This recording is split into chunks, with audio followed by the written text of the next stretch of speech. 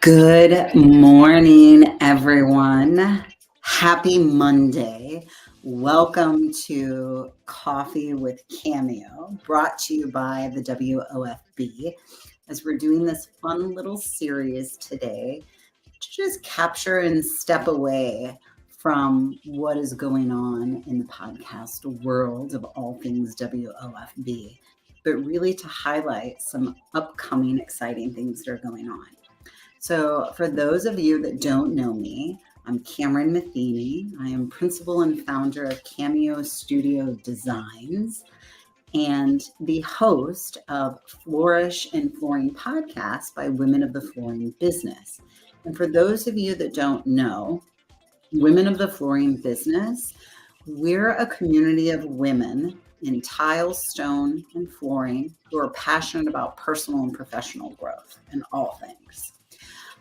As your host and a visionary, I am so happy to present this podcast today, as I am known in the industry for Designer Dopamine. And Designer Dopamine essentially is where I fuse all things tile, stone with lighting, and so much more.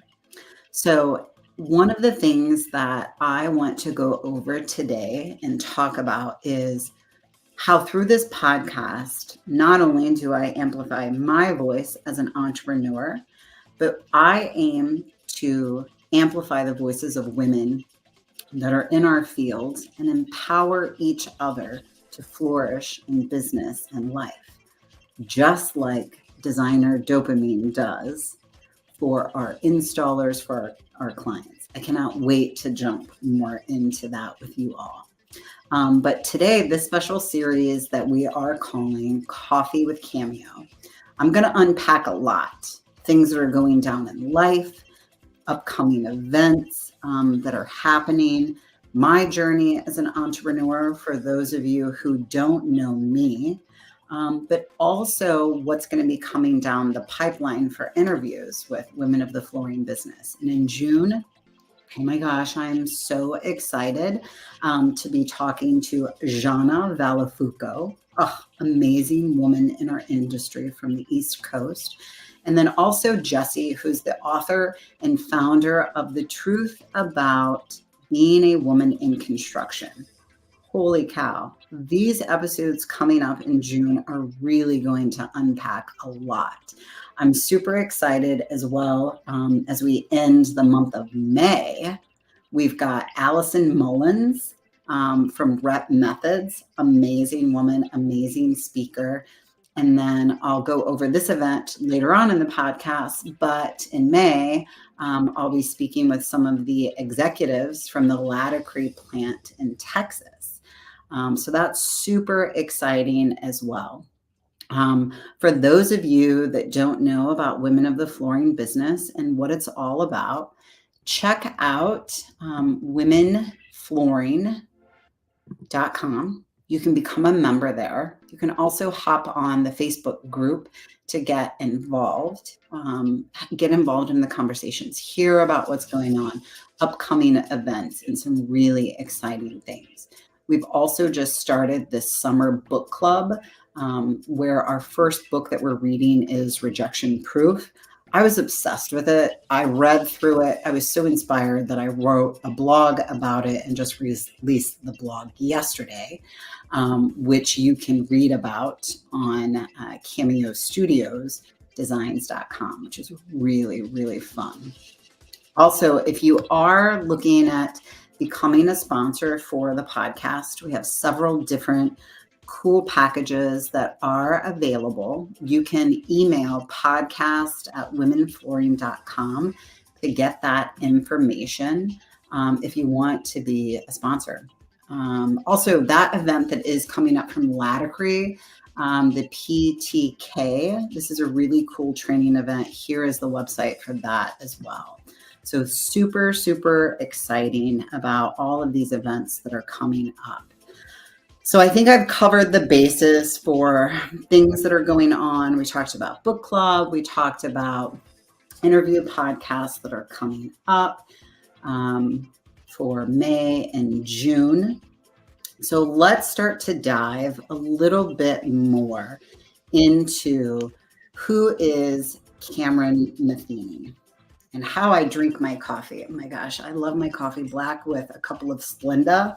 That is my jam. Living in Florida, though, I do love a nice cold brew coffee, but I got to have just a little bit of that sweetness, which I love, love, love, love. But I thought that it was really important for those of you that don't know me and my journey as an entrepreneur, which I'm kind of that serial entrepreneur. I've been an entrepreneur off and on, but more so on practically my whole life. Since I was 19 years old, I had a massage business. I worked as a massage therapist, where that kind of amplified my passion and drive for bodybuilding. A funny story, at the age of, I think I was 20 or 21, a chiropractor that I knew was hosting a bodybuilding show. And she said to me, we need you to come to this bodybuilding show and work on these clients. And, being 20 years old, I was like, oh God, what is bodybuilding? So needless to say, I show up, and when I show up, it's this room full of all these meatheads. And if you've ever been to a bodybuilding show or know anything about it, or backstage, more so, it smells so bad. It smells like self-tanner. So you can imagine, here I arrive, 20 years old. I see all these meatheads and like wearing nothing and covered in all of this brown like lotion.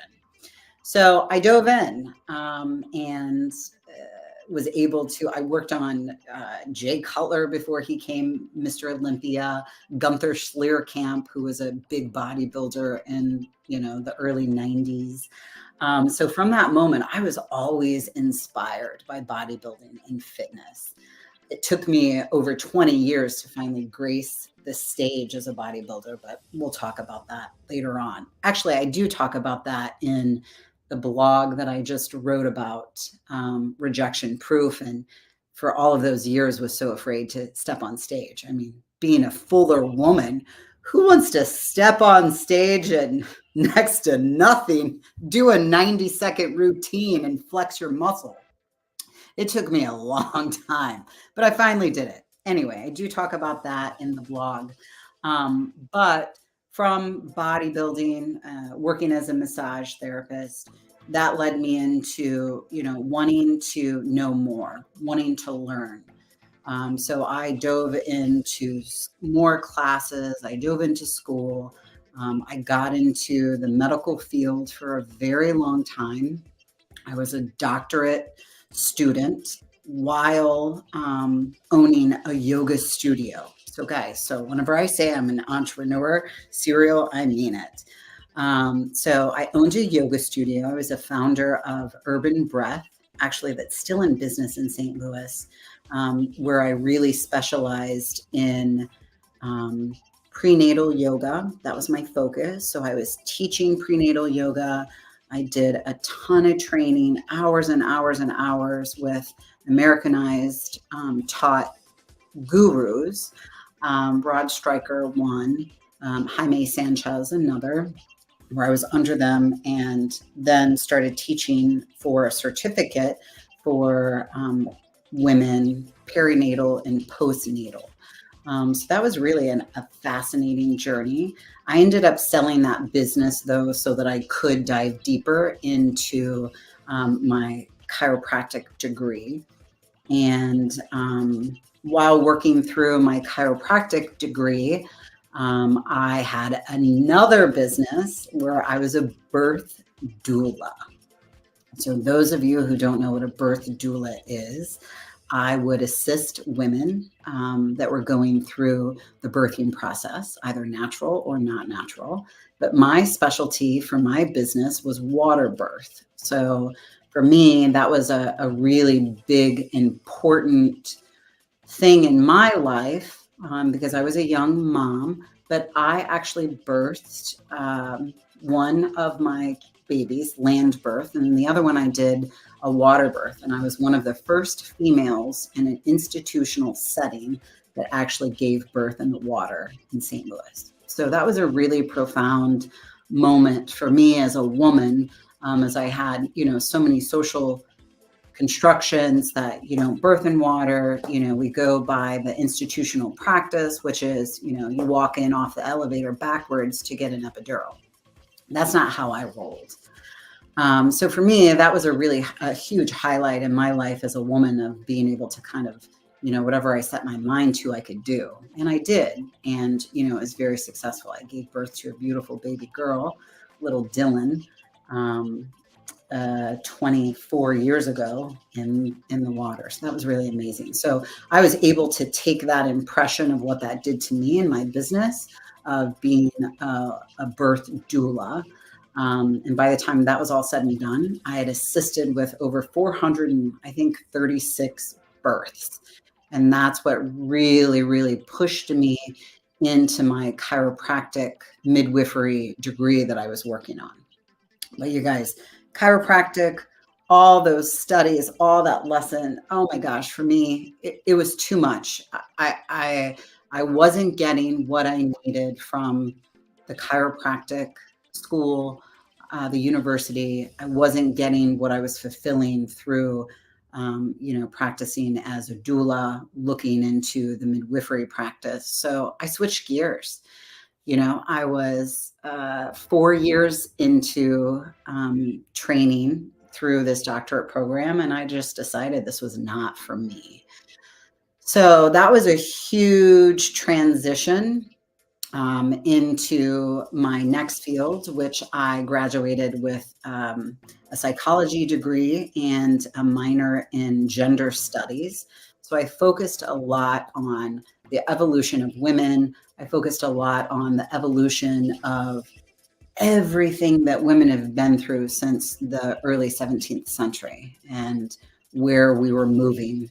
I mean, where we are even today. I use that in my business model, and what really, attracted me to Women of the Flooring business, which I'll dive into that a little bit more too. But through my training, I really focused on, whenever I graduated, I did a job through the Catholic Charities where I was a trauma therapist or a trauma counselor for the Catholic Charities. And I ran a home in North St. Louis for several years for women, pregnant women that were addicted to heroin.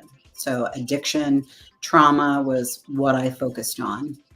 And guys, you have to understand, like, I am such a busybody. So while all of this is going on, through chiropractic school, through these businesses, through being, this social worker, trauma counselor, I was also playing roller derby. So I was midwife crisis for 6 years in St. Louis. I played on a team called the Smashinistas. So that's just kind of a fun background story that just really highlights, again, that camaraderie of women in sports.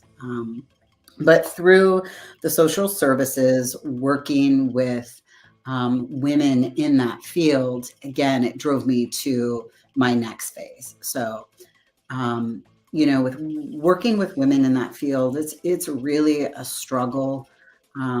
It tested who I was as a humanitarian. It tested all things of life in general. But to deal with so many people that struggle with addiction, especially like heroin, struggle with mental illness, I just became very burned out. And I had some personal things that were going on too, but it just really launched me into, it was time for me to move on. It was just too much. I needed to do something for myself that would amplify myself. And that is where I started my next business, which was Absolute Pinup. I had discovered the pinup genre through a friend of mine in St. Louis. And I started researching and learned about this woman who also became a highlight in my life. I never met her, but her name was Betty Page. And she was one of those women in the 60s that was underground. She was going against all the grain. She was doing things that she shouldn't have been doing, classified, in our industry or in our social construction of what a woman should be doing. And she was known as the queen of pinup. And one of the photographs that really always stuck with me, which I love, was Bunny Yeager taking a photograph of her on a beach in California. And that picture became iconic for who Betty Page was. And I loved her so much because, she did struggle a lot with mental illness. She struggled with depression. She struggled with social construction of who she was supposed to be as a woman. She um, struggled with oppression and things that happened to her as a young woman, but she continued to push through it and became an icon in the industry. So that going through that whole experience of women and addiction and just that trauma and consuming some of that trauma, just of things that I would hear from my clients, the things that were going on with either their unborn infant, their unborn baby, or things that were going on after it. For me, it just became too heavy. And so I needed to really bring the light back out of myself. So I started a non-for-profit in St. Louis that was called Midwest Pinups, and I became a pinup model. And fast forwarding through that, I started that next business, which was called Absolute Pinup, and I learned how to sew through YouTube videos, and my grandmother was a seamstress, so it was kind of always around me. But I learned how to sew, and I took old patterns of vintage peignoirs, patterns of skirts, patterns of tops, you name it. So like swing skirts, and myself and another friend, we blueprinted them to make them the size of everyday girls. So women of the 50s and 60s, as you know, were super tiny. I'm not a super tiny girl. If you've ever been around me in person or seen me, I am not a small woman. So for me, it was really important to take that beautiful design of clothing for women in the 50s and 60s and convert it into sizes from X extra small all the way up to double XL. So that's what we did. So I pushed a movement through the Midwest Pinups, which was a non-for-profit, and brought women out to events. So I would host and put on pinup shows through Harley Davidson. I would bring women on stage and just really get them to step into who they were, their beauty, regardless of their size, what they look like, their ethnicity. We didn't care. I supported all women that loved that genre of pinup. And I did a ton of pinup contests throughout the US, and in St. Louis was crowned Miss Pinup St. Louis. So that's where I'm from. And, for me, that was really important and really became a staple in my life and, who I'm with and what I'm doing today. So that was a really pivotal moment as well.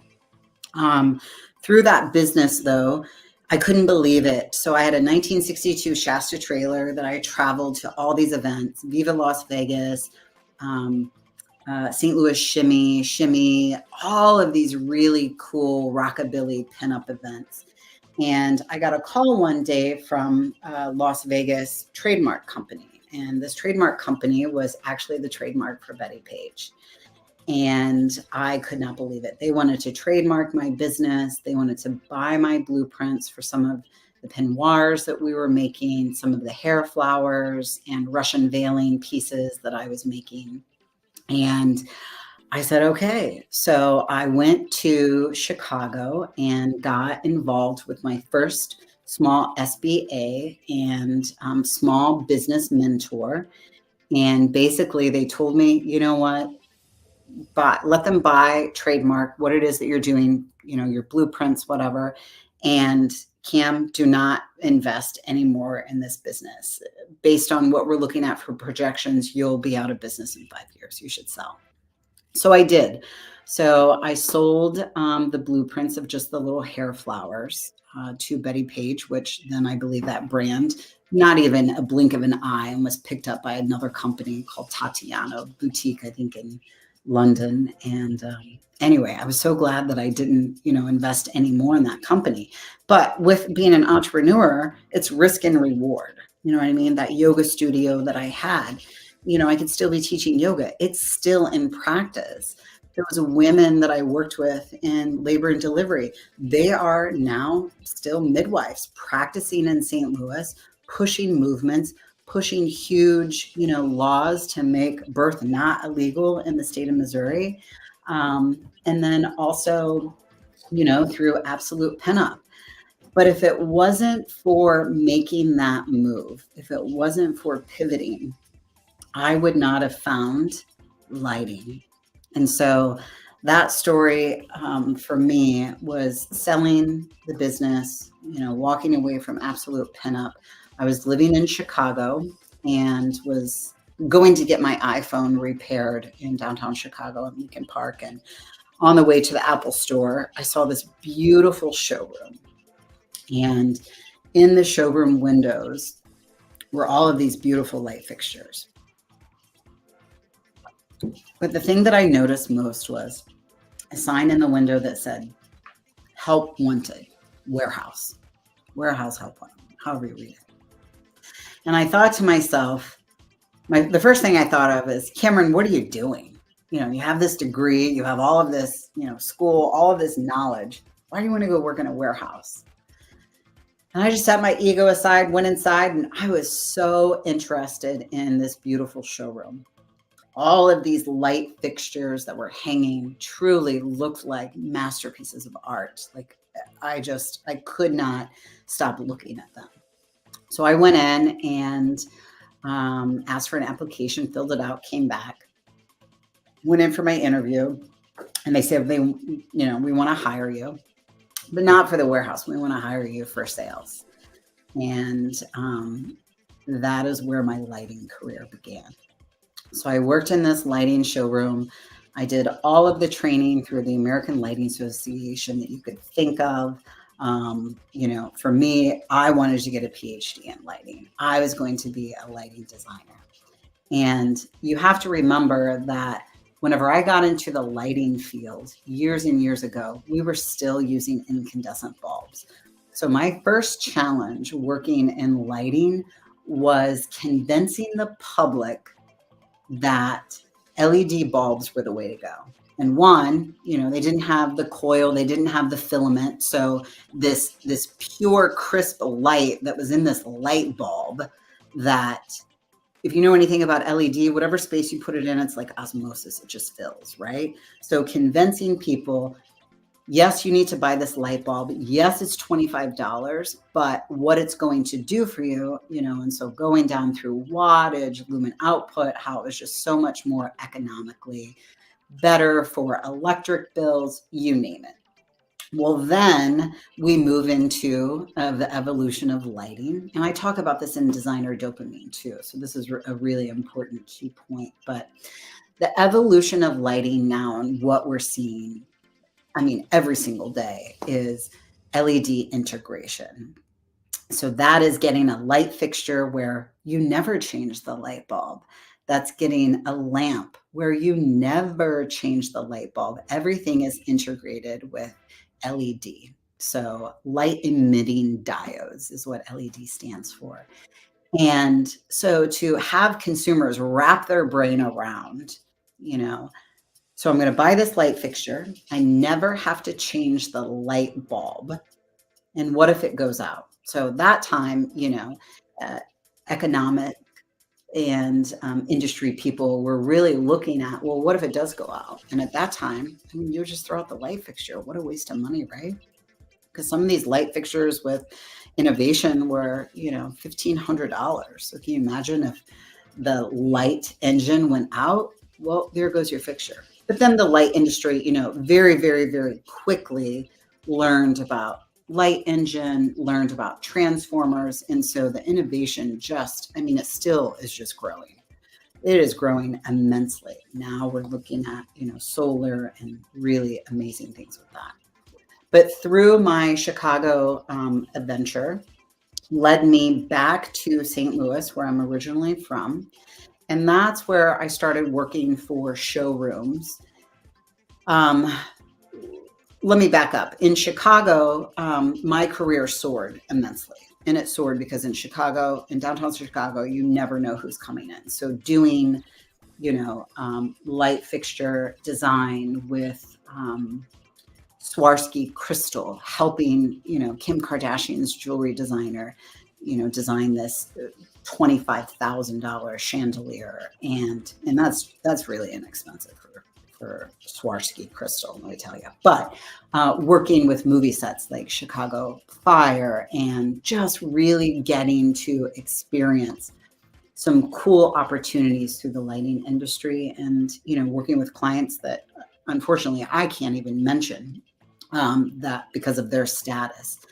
But when I went back to St. Louis, I started working for this incredible lighting company called Metro Lighting.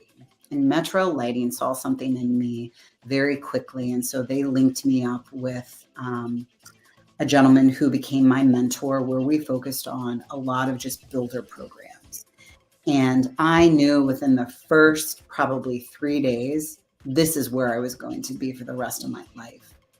And what I loved about it was how fluid the lighting industry is with design, how many different avenues and tiers and levels of design that there is. Not only with, design, do you get to work with builders, you get to work with architects, you get to work with designers, you get to work with homeowners. There's the retail end of it, the architectural end of it, the landscape side of it. There is lighting everywhere in our world. No matter where we look, something has illumination for it, whether it be the sun, the stars, the moon, reflection of the water. It is everywhere. And the impact that light has on us as a society is something too that I really dive deep into with Designer Dopamine. But the thing that I loved about Metro Lighting was they had their building guy. They had their person that focused on builders. But what they didn't have was their person that focused on designers. And so I decided with my inventive, visionary brain that I wanted to create a designer program that really focused on ASID, that really focused on designers in the community, and how can we build that infrastructure within a lighting design showroom to encapsulate designers as being, the place that we would come to for them to select all of their decorative lighting. So for me, that was another big moment. That was huge as I got to, work on panels for the first time, become a moderator, put together ASID events, and really, really, really structure and dive into the design community, which I absolutely love and still love to this day.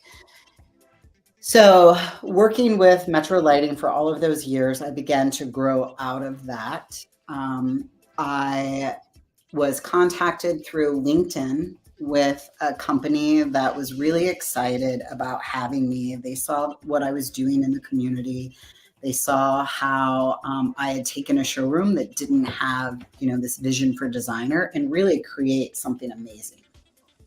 So they offered me a position that I could not.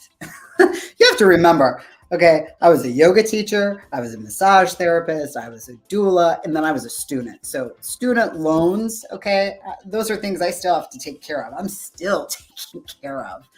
But they offered me a lucrative salary that was 5 times what I was making.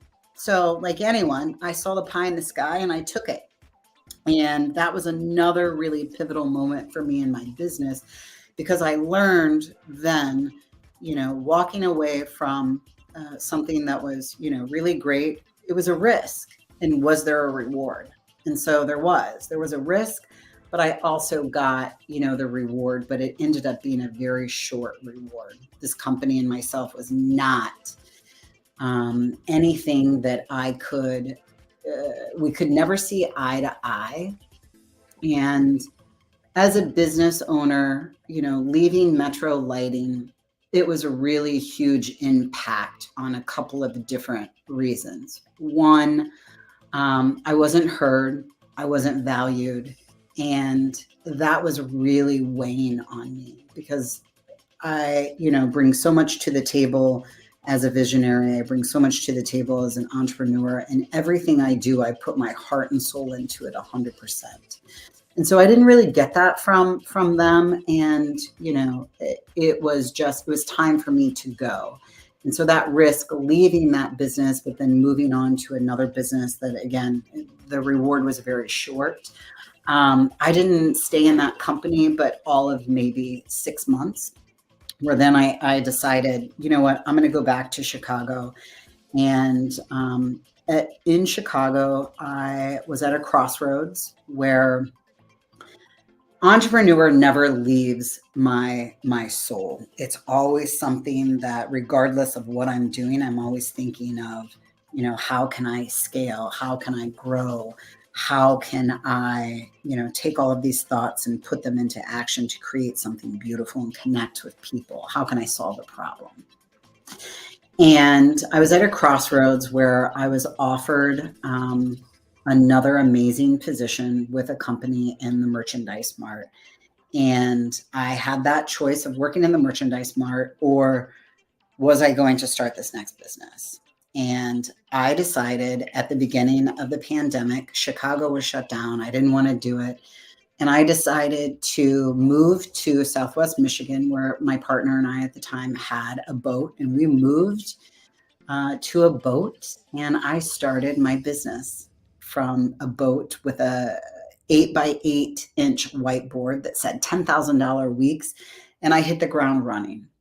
And I started that business with $100 in my pocket and $100 in the business bank account. And from there grew it. And my specialty at that time was lighting specifying, lighting design with an emphasis on remodel.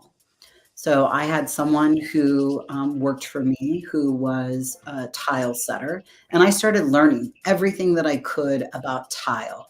So I was the helper, I was the construction cleanup person, I was the materials handling, I was the bookkeeper. I mean, I did everything except float the floor.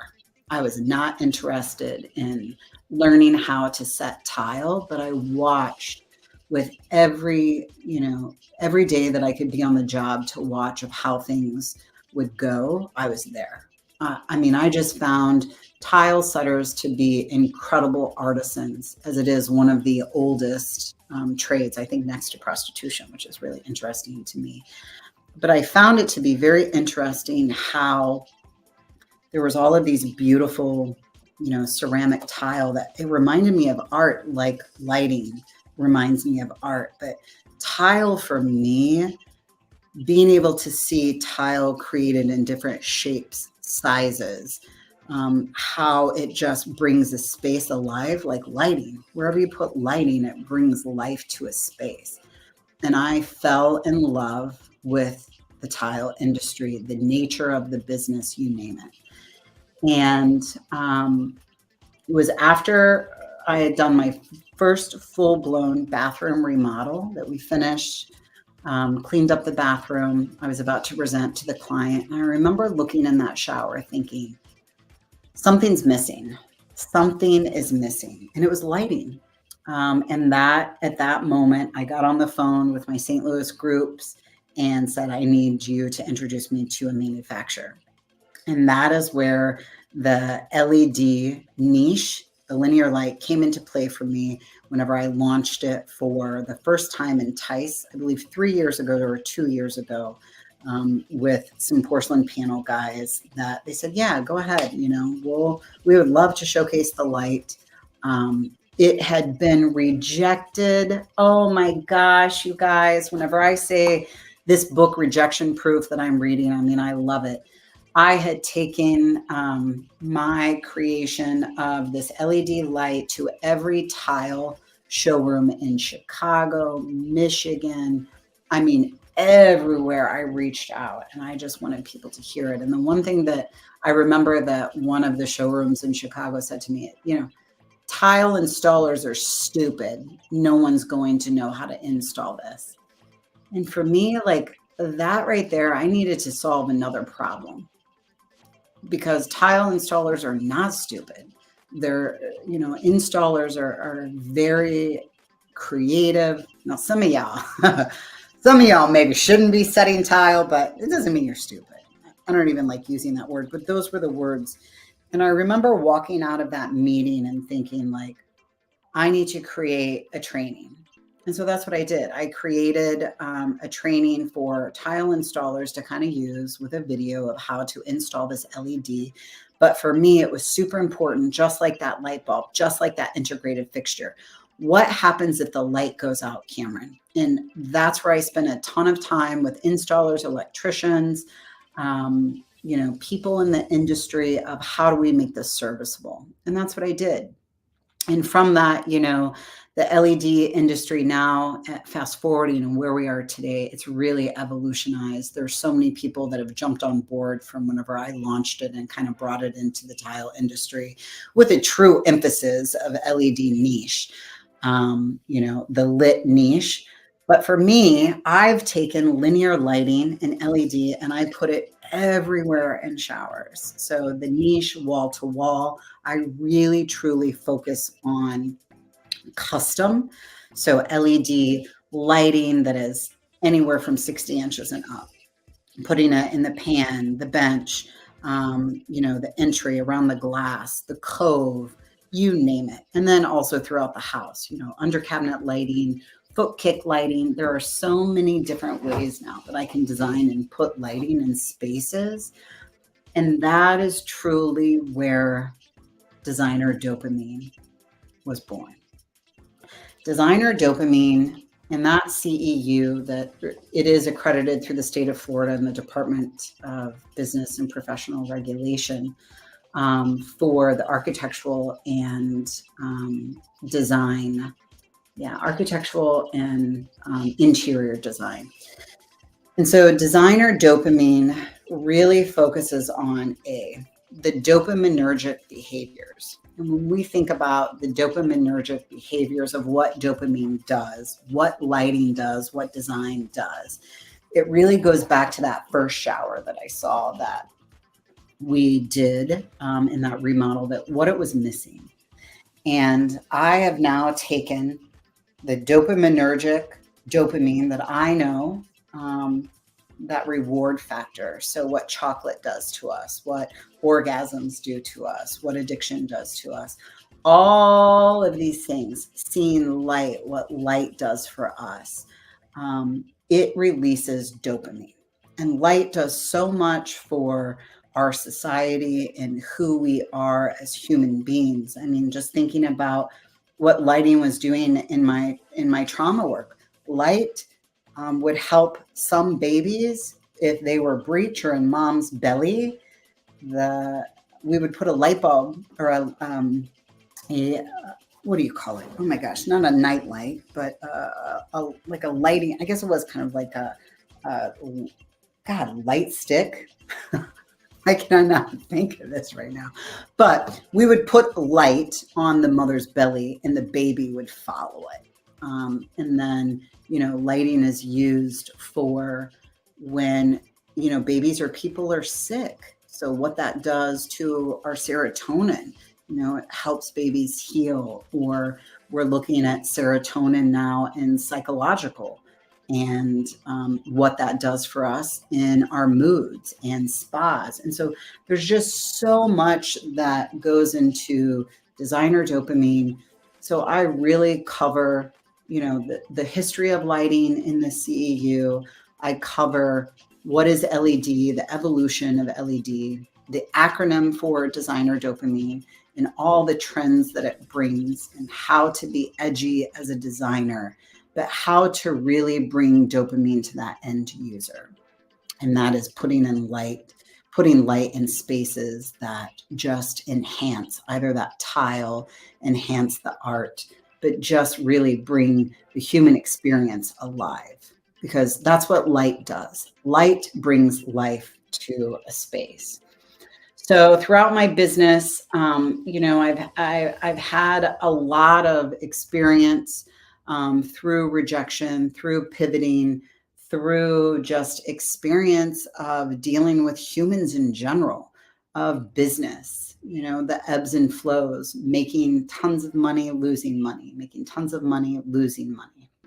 And so that's kind of what I'm all about. But also, being on this journey with WOFB, what it's done for me is I probably would have never have been a host of a podcast years ago, because we're all afraid, like we're going to be rejected, just like the book Rejection Proof. We're going to be rejected. People aren't going to like us. People are going to judge us. And honestly, working with women through the WOFB, they've allowed me to have a platform to not be small anymore, to stand in my power, which I do as a woman in this industry. And a woman in this industry who is in the tile trade industry, working in stone industry, but also lighting. So I really fuse, industries together. That's what I'm all about. That's what I love, is bringing people together. And that's really important for me. And I'm, so appreciative of the WOFB.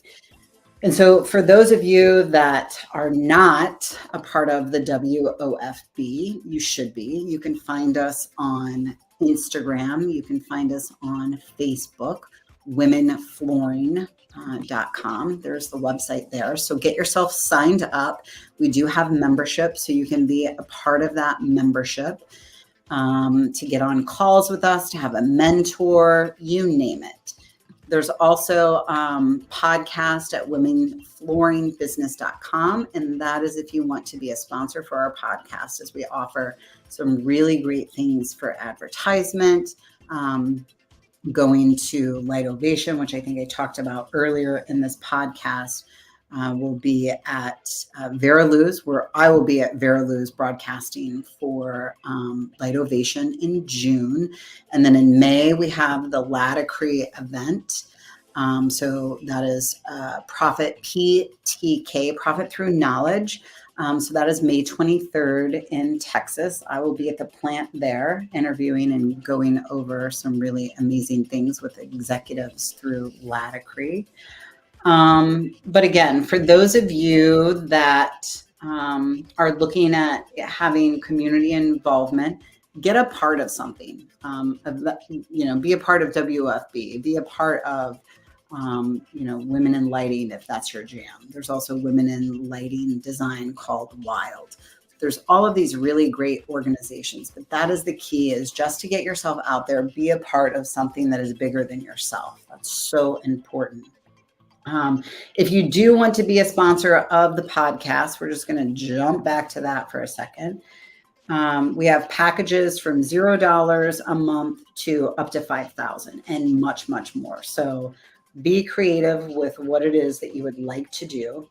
Be sure to log into WOFB on Facebook, Instagram, and be a part of the conversations. If you're interested in having a CEU at your showroom, you can find me at cameostudiosdesigns.com or reach out to me at CameronLEDtile at gmail.com, and we can collaborate. We can work on anything that you have coming up. But that is all that I have. I am exhausted from traveling. For Mother's Day, I'm with my family in the West Coast, hanging out with my daughter, Adea, Manny, and my grandson, Bubby. So thank you guys so much for listening and having coffee with Cameo. Until next time.